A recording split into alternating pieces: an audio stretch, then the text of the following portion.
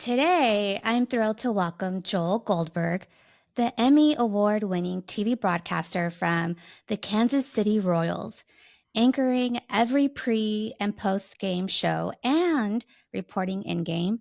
Joel hosts the podcast Rounding the Bases and is the author of Small Ball, Big Results and Small Ball, Big Dreams. He also runs a speaking business, teaching organizations how to build trust that boosts morale and teamwork. With 30 years on television from Wisconsin to St. Louis to Kansas City, Joel's covered Super Bowls, World Series, and interviewed everyone from Will Ferrell to Wayne Gretzky. That's a big list right there. And the list can go on and on. What a wonderful journey this has been for you. So I want to introduce your book, Small Ball, Big Dreams.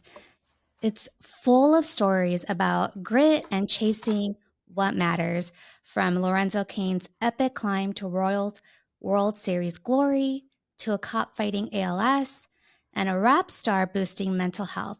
It shows how small moves mark big dreams for anyone with heart. So I'm so excited. I love stories. Um, since I was little, or since I can remember. Do you remember ESPN's 30 for 30? Yeah, yeah. That was, I don't know. I don't think it still goes on, right? I don't know. If because I feel like the stories were so good that whether they were 2 years old, 5 years old, 10 years old, if you haven't seen them or even if you have, they're fun to watch, right? They're so well They done. are. So I don't know if they're not doing them anymore. It feels like somebody's doing some version of something like that. I mean, there's Yes. never a short. Yeah, the book, sure. Yeah. And I think that's why I've always, growing up in a sports family, I played soccer. My brothers played t-ball, soccer growing up, but I've always gravitated towards athletes because you can see their whole story of perseverance and grit and getting through everything, whether it's high school, college, or professional. Um, so before diving into this book, I would love for you to just share the small ball term for those who aren't familiar with sports. Yeah, it's for me. I started the speaking side of my business, which then involved the podcast and the books about 7, 8 years ago. And I just was figuring out a way to tie baseball into everything without anything I ever do really being baseball. Because if baseball fans are listening to your podcast or consuming anything that I do, that's the easy part to me. I've got access to all the good baseball stuff, but my goal is really to include everybody else. I mean, if I'm going to go speak, unless someone has me coming to speak to a baseball banquet, then there's a pretty good chance that people in the audience may not be a baseball fan.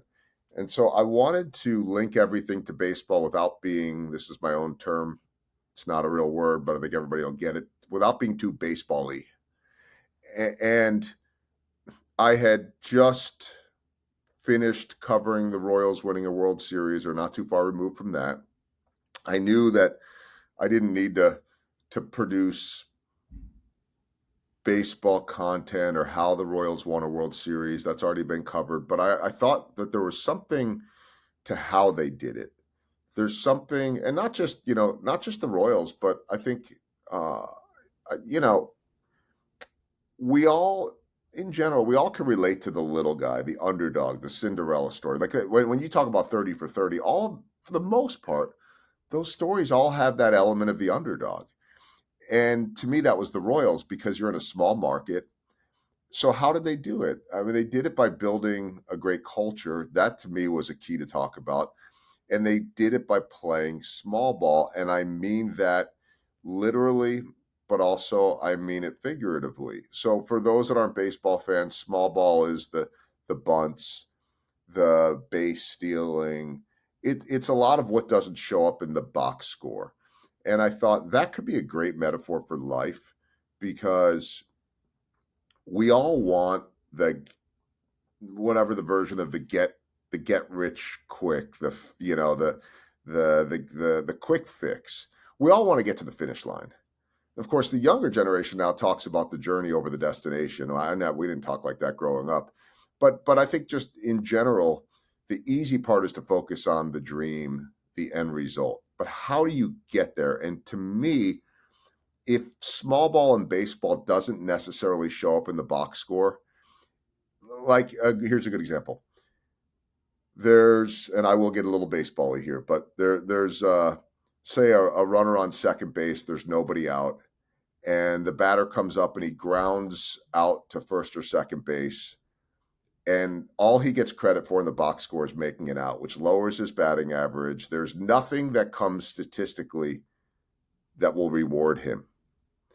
Yet, why are all of his teammates giving him high fives and a pat on the back? Because he sacrificed himself to advance the runner to third. And now with the runner on third and less than 2 outs, the batter can just lift a fly ball to the outfield that will then score him on a sacrifice fly. That batter, by the way, will not get penalized for having an at-bat. His numbers will not go down, and he'd get an RBI or run batted in. But the guy before him gets no credit statistically for helping set all of that up, other than a pat on the back and complete respect from his team.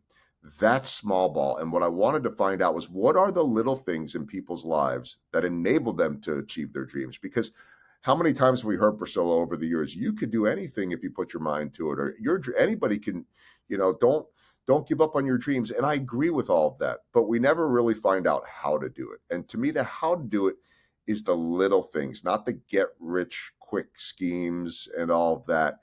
It's the building trust and relationships. I can go on and on and on. And so that became sort of my mantra and my theme, and really everything that I do. I love that. And that baseball analogy is perfect, because oftentimes when my husband grew up playing baseball, but we watch it daily, and oftentimes small ball is what is needed and necessary just to get the team going. Um, so your book highlights how small ball, consistent actions, small ball, um, lead to big wins, a mindset you've seen covering the Royals. Can you share the moment the small ball philosophy clicked for you, and how you've applied that as your world broadcaster or just everyday life?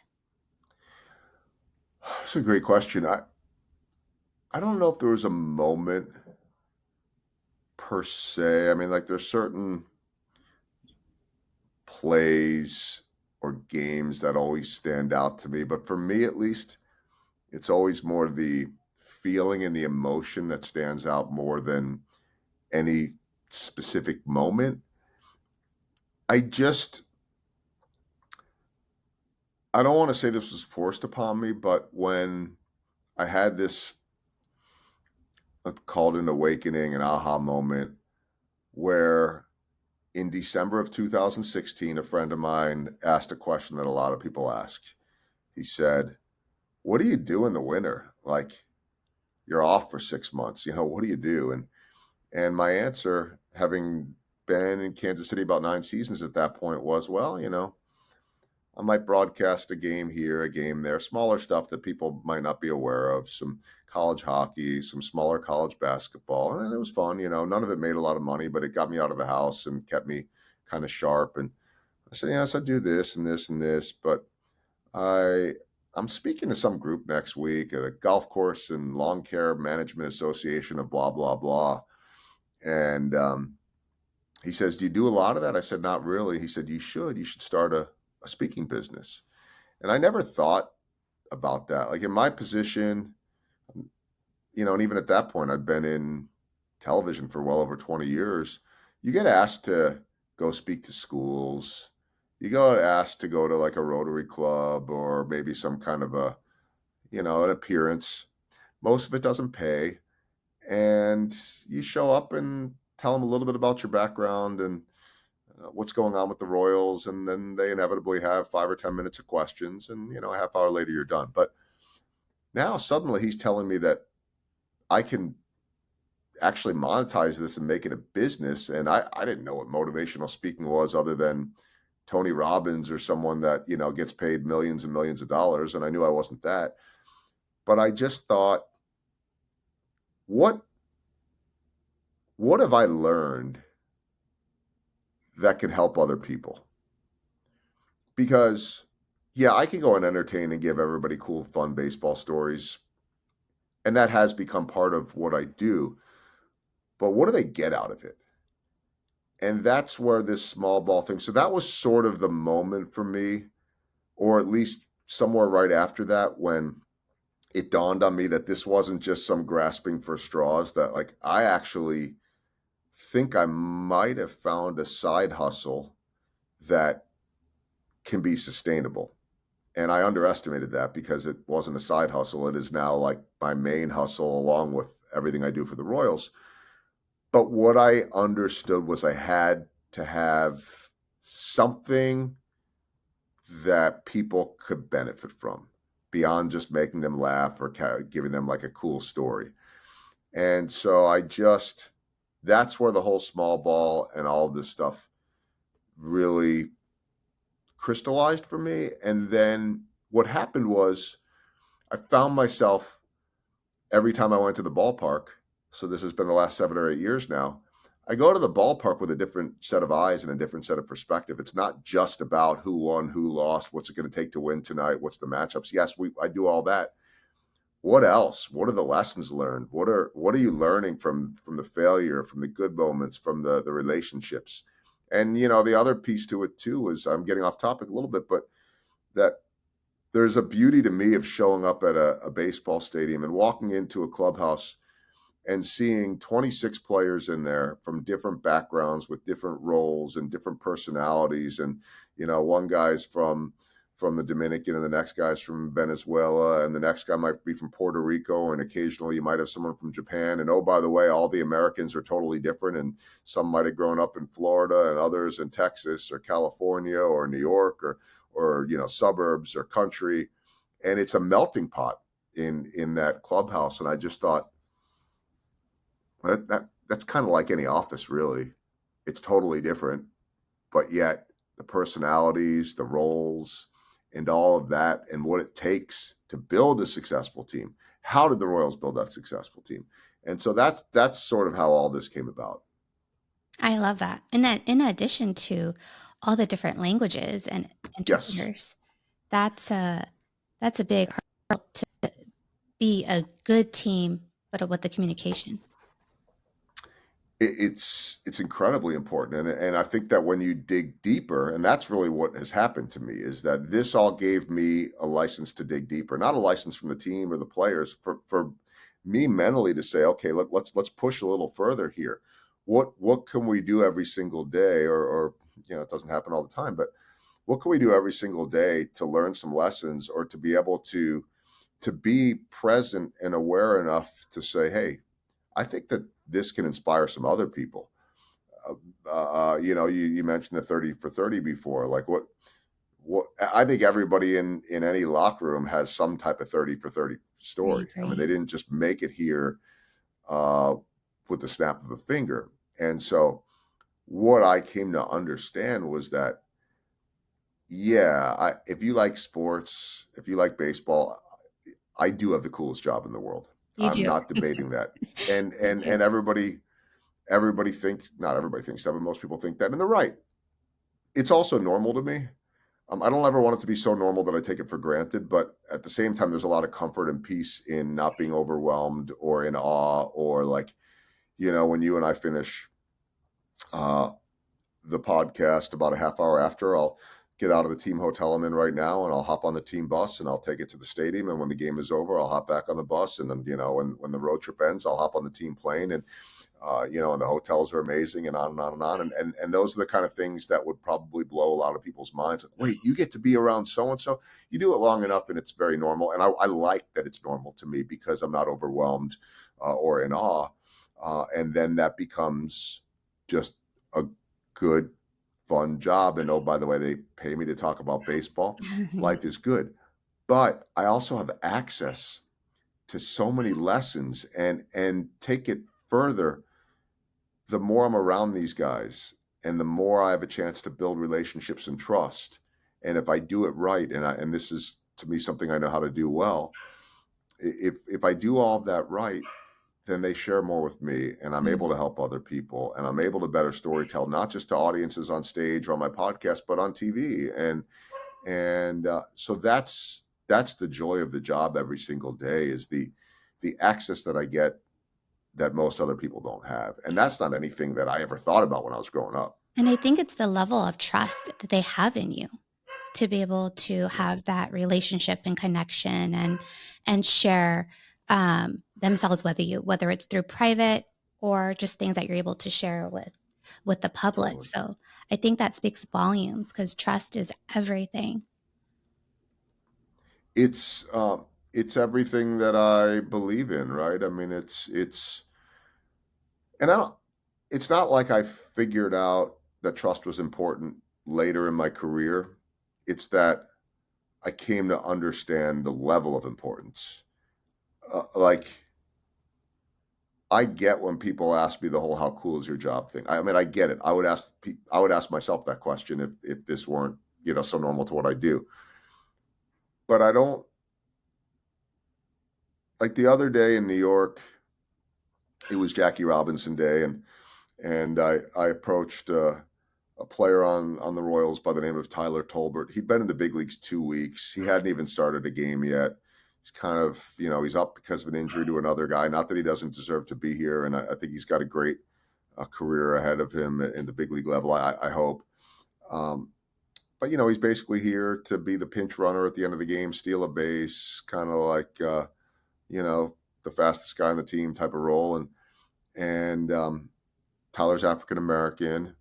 I knew it was Jackie Robinson Day the next day, and I walked up to him and I just said, "Hey, would you have interest in going and doing something on Jackie Robinson tomorrow? We're going to go. Originally, we're going to go to the old site of Ebbets Field, which is where Jackie broke the color barrier in Brooklyn. It doesn't exist anymore. There's like a plaque or something, and that's it. But like, I asked him that. He's like, "Oh, I'd love to do it." And then I think what happened was it was going to be in New York such a pain with this stuff. Traffic was going to be too much and it's going to be too far. So we found Jackie Robinson Park in Harlem. That in itself was a whole story because then there was an accident. We were stuck in gridlock. It took forever to get there. And thankfully, he was so excited to do this.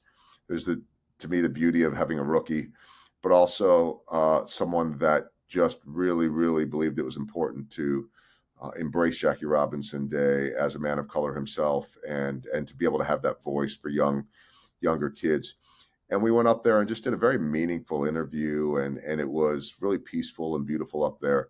Like, these are the things now that just bring me so much joy that I never thought about before. And there's a piece of trust there, Priscilla, that I'm still getting to know him. I met him a few years ago, did an interview with him in spring training, but it's still very early on, and it was a great opportunity for me beyond the story and to be able to get to know him, to build some long-term trust that he and I and my producer now have this shared experience of doing that. And oh, by the way, it doesn't mean that I have a license to do anything I want now. Like, I still have to continue to earn his trust and respect every single day. But I feel like we have opened that door, and I'm like, that to me is the best part of the job. Yeah, you set the tone and the foundation for that. Definitely. Yeah. I'm going to read a little part of your book. Um, it's chapter 9, Jason Benetti.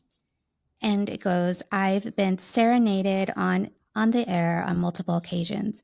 Once on my birthday, Kansas City Royals star Salvador Perez and Eric Hosmer led a crowded stadium of fans in a sing-along of happy birthday during a post-game interview. The others occurred numerous times out of the mouth of Chicago White Sox play-by-play announcer Jason Benetti. As he wrapped up interviewing Benetti at the end of the guest appearance on our Royals Live pregame show in the summer of 2018 in Chicago, Jason said, I have one thing to say to you, Joel. He then proceeded to sing the lyrics of the One Direction song, What Makes You Beautiful. Sure, it was a bit that originally began on a prior pregame show when Jason boldly decided to sing a song dedicated to our director, Steve Kartenbach, who he had worked with in the past. It became expected that Jason would sing something to end every segment when he guested with us. We laughed so hard every time as the clips made their way to the website. Awful announcing, but these moments meant more to me than just a simple laugh. They said more about Benetti, the person who is one of my favorite announcers and people in baseball. And then it goes on. Um, you share about Jason in your book, sharing his journey with cerebral palsy to becoming a broadcaster, reflect the small ball philosophy of achieving big wins through consistent actions. You know, it's fun. I'm glad that you're bringing that up right now because I'm sitting here in my hotel room in Detroit, and Jason, while this book was being done, switched teams from the White Sox to the Detroit Tigers, and Mm. wasn't, I don't think, ever in the cards or the plans for him. Things didn't. I don't want to say they didn't end right, but the White Sox, let's say the Tigers, trying to think of how he would say it. The Tigers ended up being a better fit for him.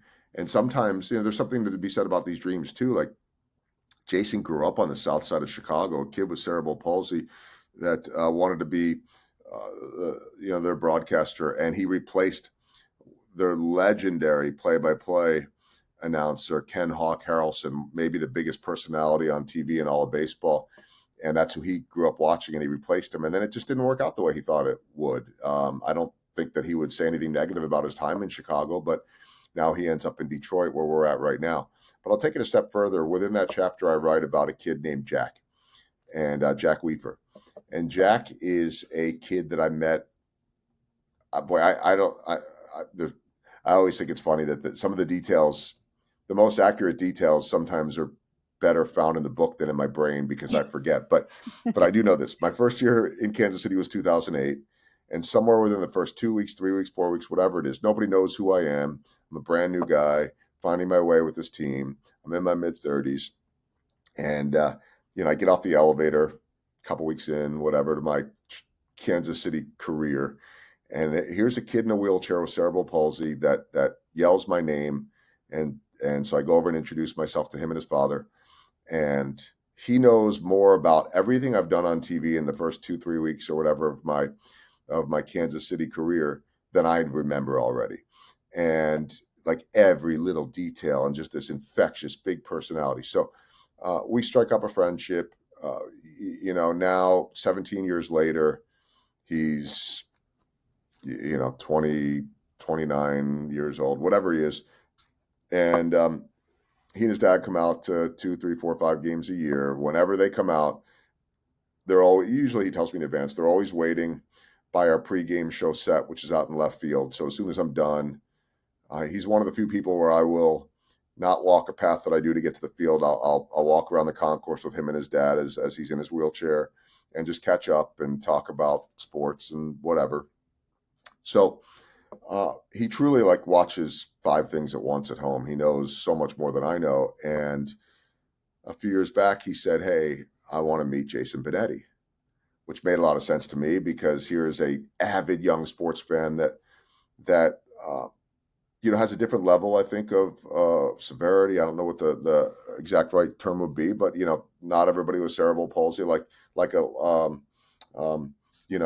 of other things, have the exact same level, and so his, I think, is more severe, but there's a connection there, right? I mean, he watches Jason at the time with the White Sox and then with the Tigers, and he really wanted to meet him. And look, I get asked by a lot of people to be introduced to a lot of others, and usually it's, can I meet Bobby Witt Jr.? Can I meet Salvador Perez? I can't help you there. It's not probably the business that I should be in if I want to be able to maintain the trust with athletes. If I'm, it just, I get it, but I can't do that. But for Jason, and at this point, for Jack, who I've known at this point for 14, 15 years, of course. And so I introduce them, and they have a great conversation. And next year I do it again. Yesterday I got a text message, our first day here in Detroit, from Jack's dad saying, "Hey, hope Detroit's good, and hope you made it in okay from New York. If you get a chance and you see Jason later, Jack wanted you to tell him hi."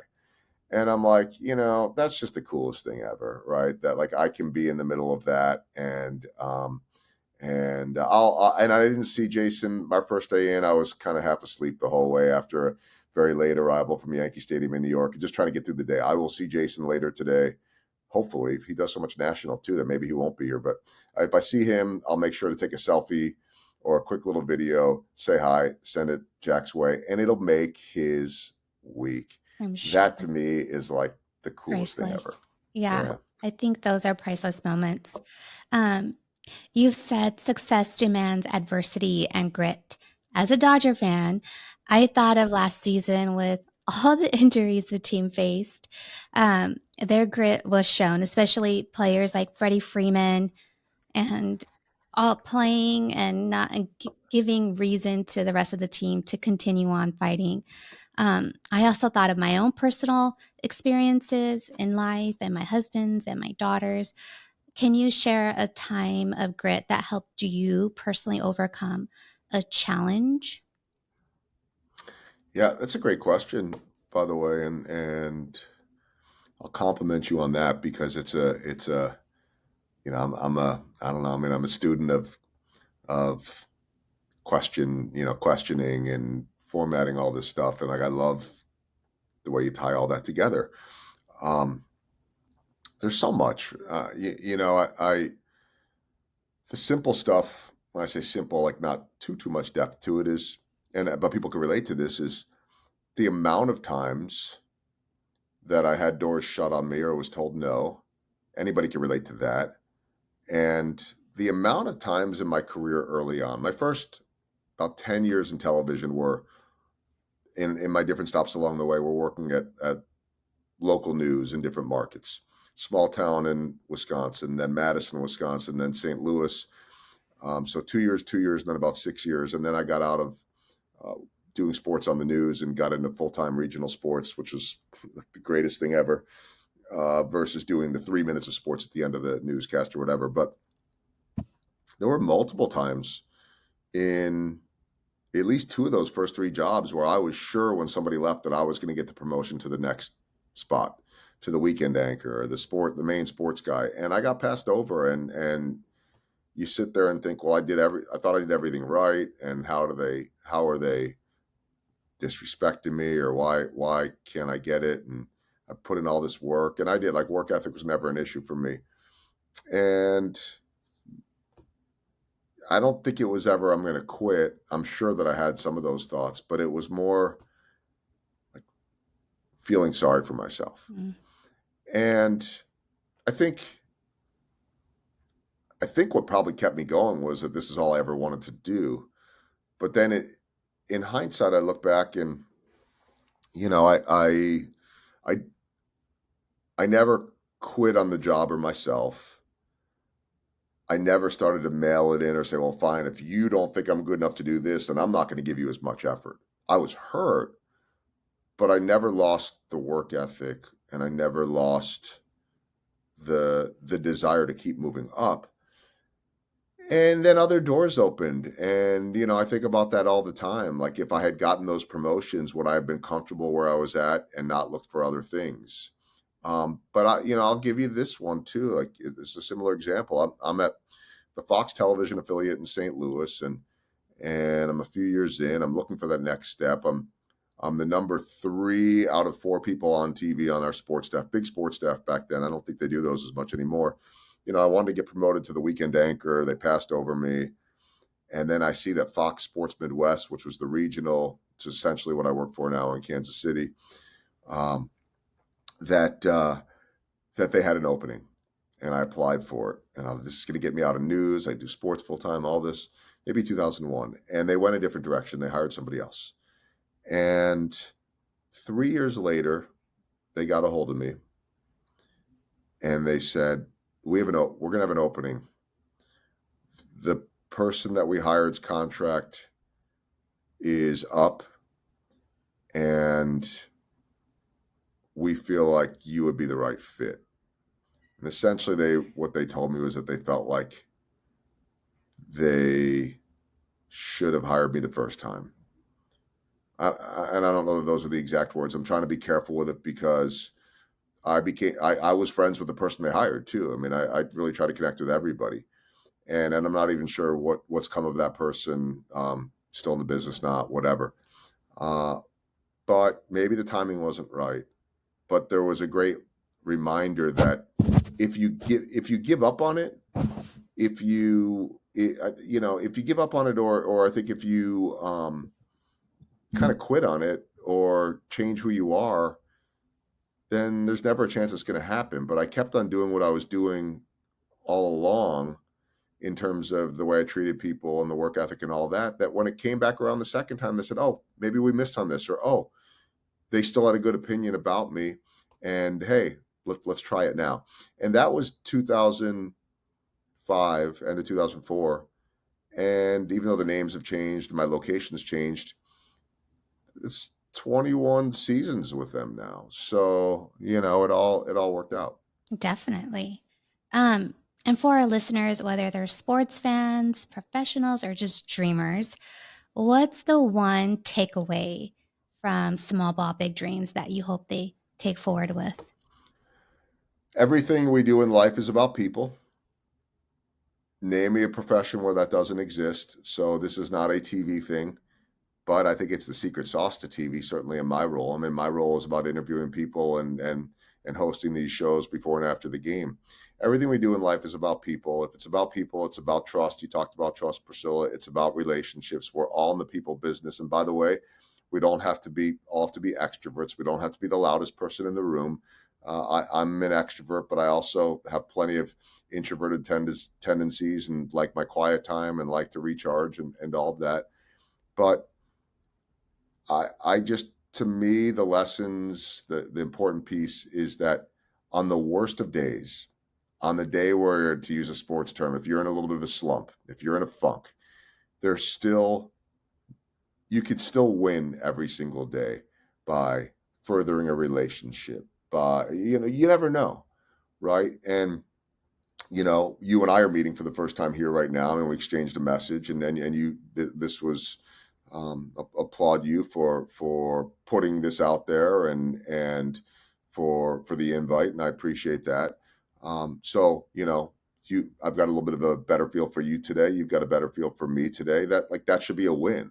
Whatever that leads to, if it just leads to a good podcast or a little bit of inspiration, or maybe some of your listeners are helped by this, or maybe you asked a question in a way that made me think, boy, that'd be a good way to ask that. Like, being present, being aware, being open-minded, focusing on people every single day leads to something.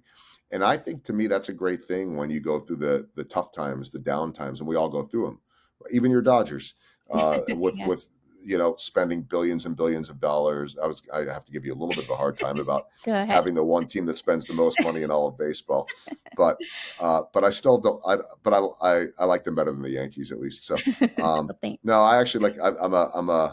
I love Mookie Betts as a person. I do too. Not that I know him that well, but like, he is as genuine and such a nice guy. And Freddie Freeman is, like, such a good human being. And Yeah. so it's easy to root for good people, Yeah. regardless of what uniform they're in, I mean, I, as I long as it's like not. players from other teams too, just simply because I don't know them personally, Sure. but just hearing their story or hearing stories of them just makes me a fan of them in general.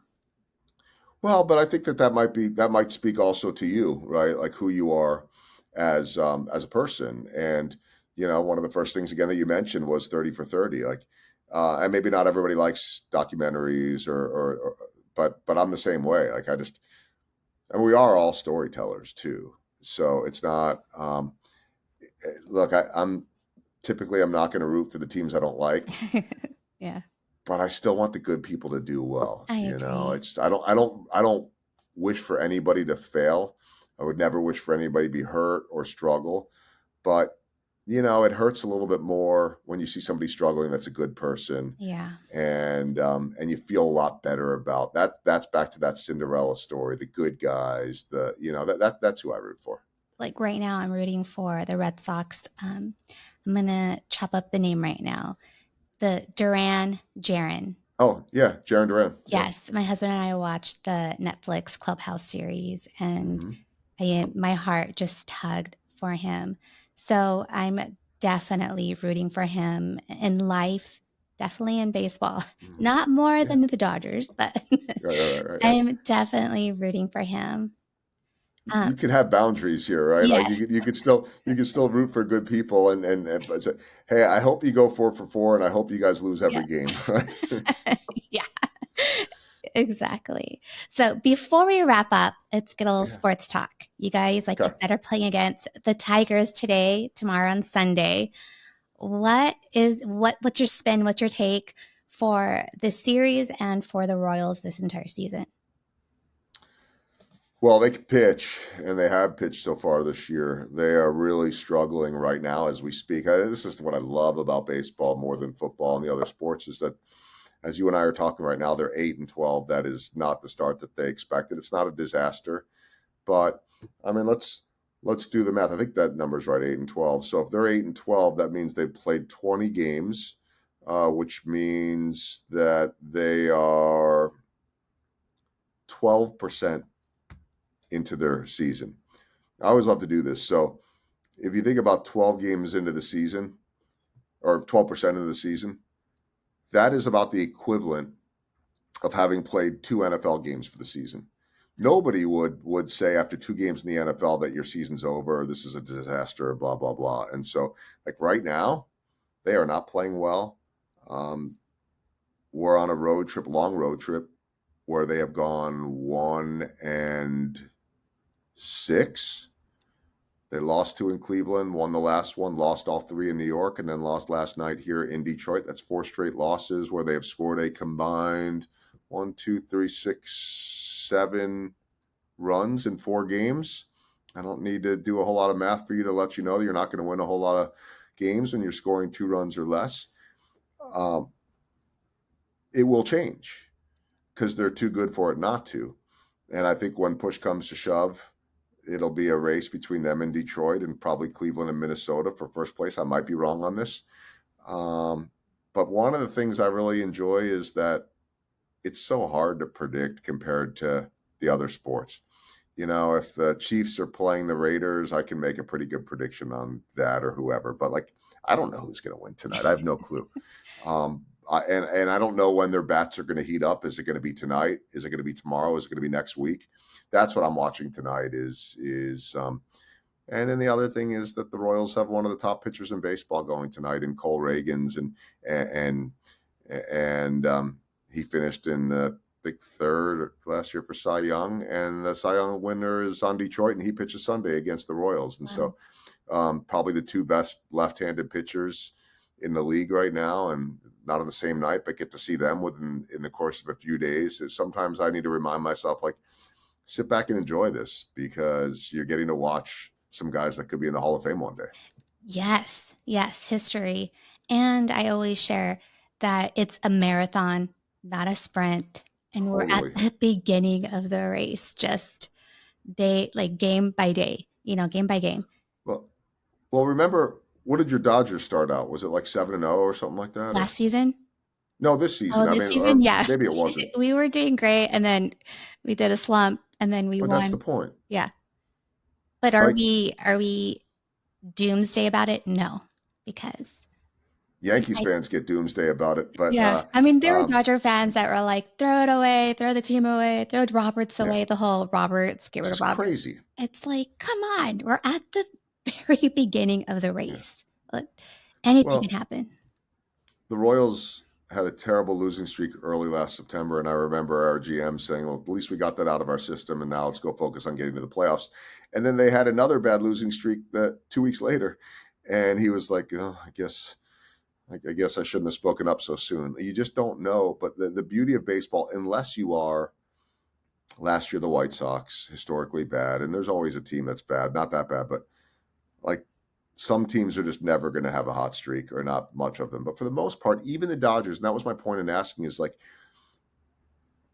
look, after the Dodgers went out and spent even more money and now to go get the best Japanese pitcher on top of already having Otani and Freeman and Betts and on and on and on and on Yeah. and on. And it's like, I actually think that stuff really hurts the sport. And I fear that we're in for another lockout and labor issues, next year. but and they'll never quite fix that because the union wants guys to get paid as much money as possible, and the Dodgers certainly enable that to happen. And so that's a whole different business side of it and a frustrating piece to it. But just because they spent all that money doesn't guarantee they're going to win. And just because you hear these gross misstatements of like, well, nobody's ever going to beat the Dodgers. They're going to beat everybody. No, they're not. It's baseball. Everybody's going to lose in all likelihood. They always say like everybody's going to win 60 games. Everybody's going to lose 60 games. It's the other 42 that matter. Now, if they were to go out there and say have like the most ridiculous season and win 115 games, it's possible. And then they're going to lose 47, 48 games, whatever the math is. That's like the most crazy outlier of all time. But even a team like the Dodgers or the Yankees or whoever it is, and oh, by the way, the Yankees, who may not spend quite to the level of the Dodgers, but pretty close to it, last won a World Series in 2009. It's just not as simple as that. And that's so like when you say it's not a sprint, it's a marathon. That's the hard part of the game, the patience and we're wired as a society for now, instantaneous, right? Everything we do with social media is about now. And baseball is not a now sport. It is a everyday marathon until you get to the playoffs. And then, so fans will go, why didn't he play this guy? Why didn't he pitch him? Well, because it's the big picture. It's not just about today. We got to preserve. Then you get to the playoffs and it's like, it's all in. So you play this long marathon. I'd call it like a double marathon, Yeah. a super marathon, whatever. I've never run a marathon. I never will, but it's not in my cards. But you spend all season running the super marathon and you get to the finish line and you don't get a break. If you finish in the top 10, top 12 of that marathon, you then get to go on a 1-month sprint. And whoever is left standing at the finish line and still sprinting wins it. Yeah, On broken bones and fumes. all the injuries Yes. included. That's the beauty of it to me. Yeah, I agree. It's definitely remarkable watching, at least as a fan, just or my way of being a fan of just being in awe of athletes Mm-hmm. and giving their final awe for the ultimate trophy. So, Yeah. lastly, where can people buy your book? Which I'll link everything, but if you can share where to buy your books, plural, Yeah. and follow you and watch you.